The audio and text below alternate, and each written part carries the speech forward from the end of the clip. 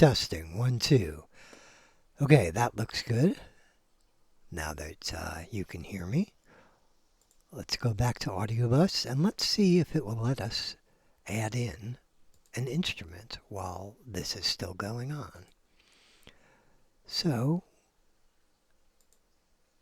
SynthMaster 2.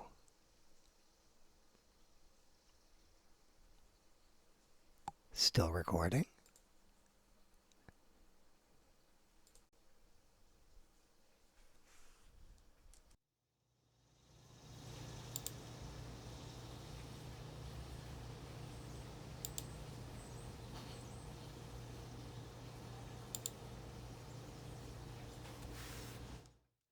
Testing, 1, 2.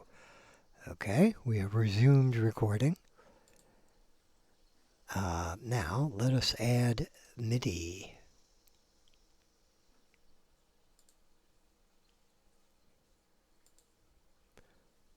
SynthMaster 2 is our existing instance, is our destination. And let us pick a source.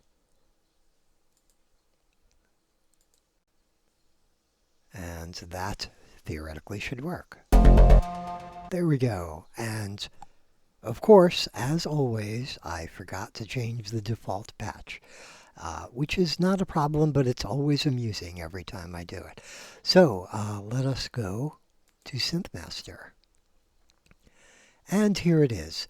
SynthMaster is cool, but it has this, it's really an amazing patch, but it's a great demo and a great, in a sense, advertisement for SynthMaster. However, due to lack of effort on my part, you are allowed to change that, but I never have, so it always gets me. And now, I always wonder who either SQ or KS is, and I haven't looked that up either. But let us go to the patch that I wanted to demonstrate. Pompously named, and now we observe the heavens. So let us take a look at this.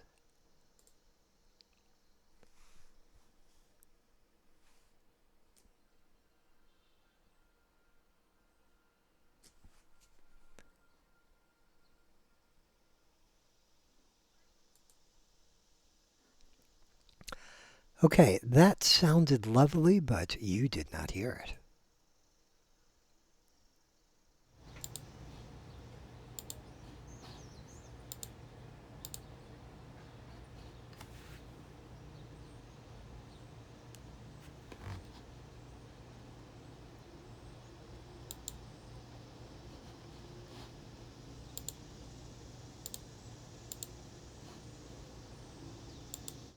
And now let us record. There we go. Now, let's give it a shot.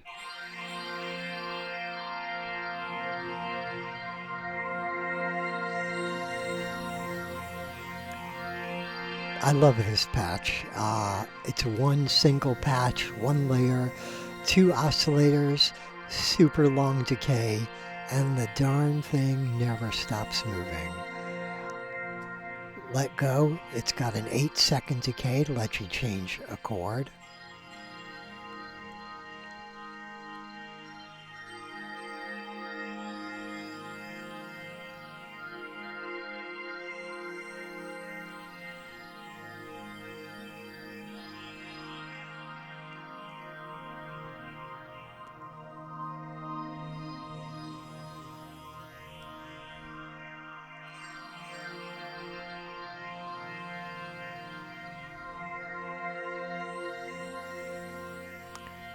It's almost like a tune in and of itself, although I could easily see adding a bass and some crazy reverb, gentle lead. Let's let that fade out, and then we'll go take a look at it. So let us go to SynthMaster now. So there is a lot going on here. So there's 2 oscillators. This is oscillator 1. It's a vector oscillator, and you can see there's multiple LFOs moving the X and Y axes around. The vector oscillator changes between these 4 different, there's 1, 2, 3, and the 4th different sound. I happen to be using built-in SynthMaster samples, but you could have used standard quote-unquote wave shapes.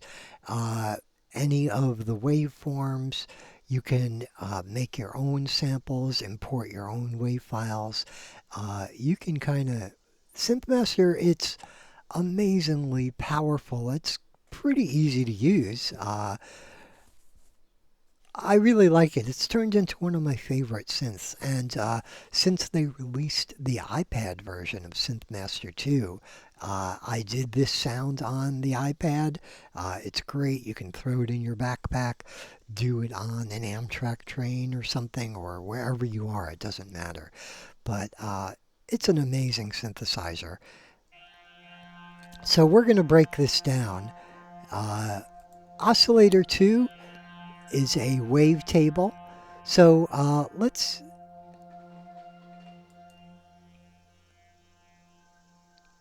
turn off Oscillator 2 and take a look at Oscillator 1.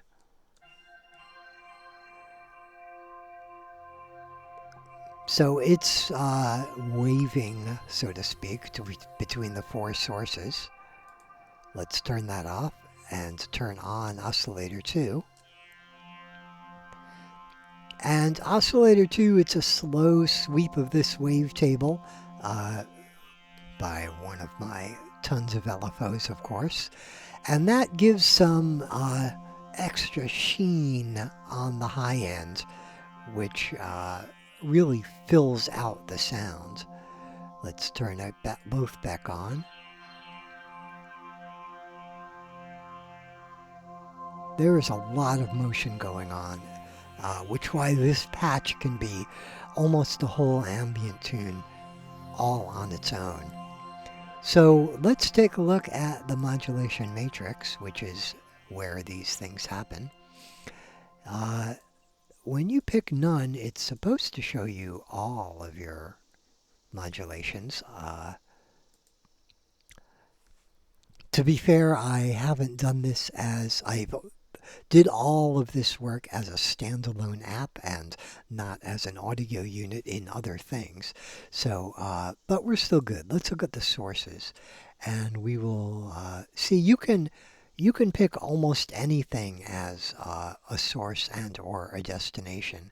So here's LFO1, and we can see. And one of the cool things is that it's not just text. You can actually see LFO1 in action. And we see as a target, let's take a quick look at the targets. It's kind of bonkers, all the targets. So this is only LFO Oscillator 1, but there's still a billion other targets. So let's take a look at that again. So here we are. We are changing. Let me close that. This is the x-axis for Oscillator 1, and Oscillator 2, we are using LFO1 to change the position in the wavetable, which they call wave index. So let us go back. You know what? Let us go forth. Let's take a quick look at LFO2. So that is the y-axis of the vector oscillator, Oscillator 1. And we'll take a quick look at LFO3. And that is the filter cutoff. So all of these things are moving, all of these LFOs are moving all of these items around.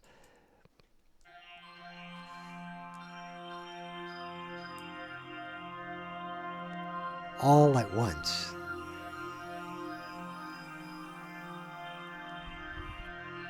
So the synth never rests. Basically, it is the two LFOs are moving the X and Y, and it's, I don't want to say never in the same position twice, but they're constantly phasing with each other because they're moving at different speeds. You could have used the same LFO to move X and Y, but the problem if you do that is that it repeats constantly. By using two LFOs at slightly different speeds and amounts, you get independent motion. So the sound never repeats the same way twice. And you also have the wavetable oscillator in Oscillator 2 doing its own independent thing. That's sharing an LFO. I'm okay with that. I could have used a fourth LFO, but I like that it's moving the x-axis and the wave index together, even though they're not directly related. I think that works out well. And the other thing with this patch is that I did not even use layer 2 at all. You could have an entirely separate layer to the sound. That's not mine. That is the whatever is in Oscillator 1 of layer 2.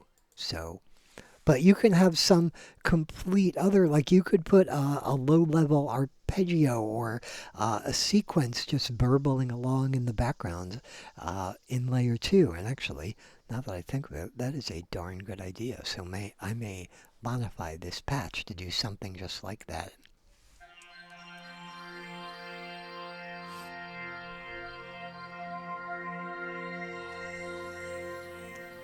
So I'm going to attempt to, I'm going to set all the LFOs to none. And let's see if that, whoops.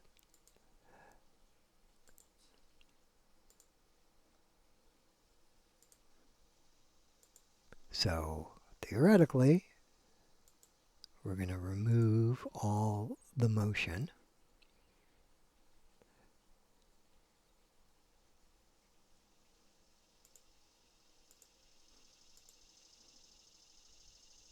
Okay, so we theoretically just have two envelope generators controlling the volume. Okay. So let's take a look at this.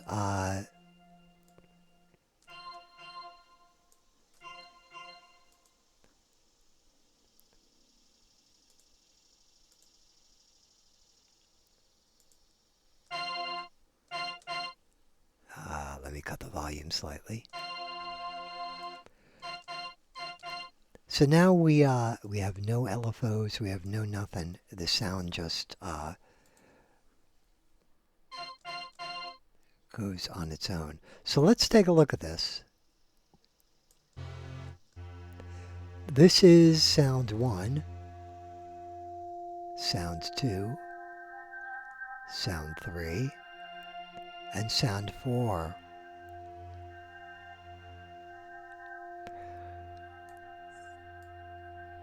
And you can see the X and Y axis knobs are moving along with where I'm physically centering them.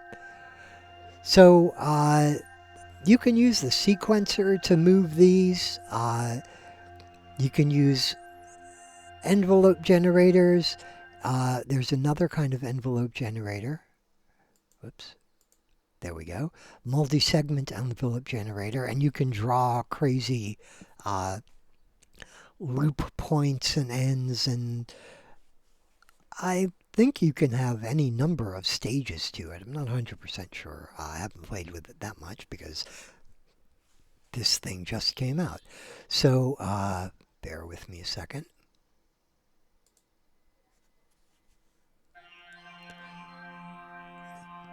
Now we have all the LFOs back.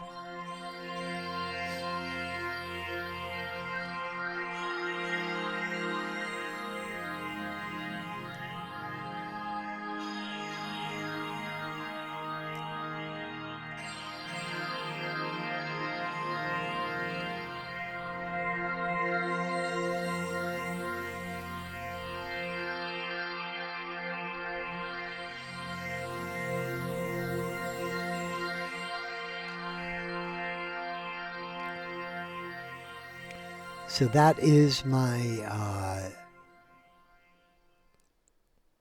I mean, I could just see playing this just on its own as a long intro piece as an audience filters into a theater or something.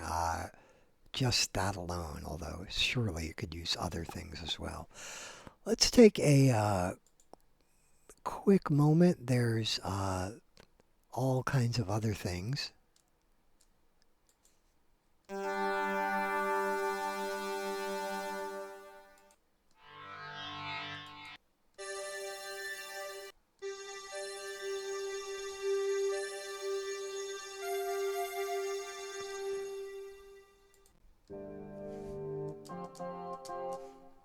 These are all sounds that I've put together.